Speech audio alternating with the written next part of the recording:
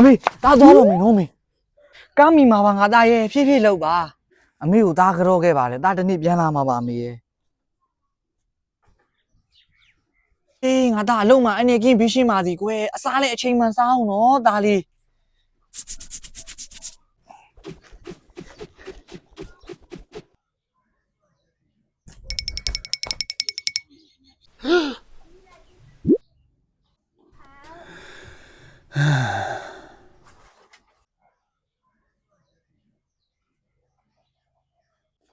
ဟာငါတော်စီတာတတိလွတ်သွားတာကြီး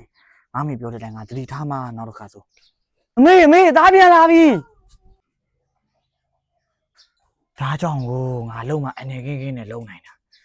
အမေရဲ့ငါသားကြီးလုံးမှာစင်ပြေခဲ့ရလားသားလေးဟောမေသားအလုံးမှာကုန်းစင်ပြေခဲ့တယ်မေအမေရှိနေတယ်သားအစင်ပြေတယ်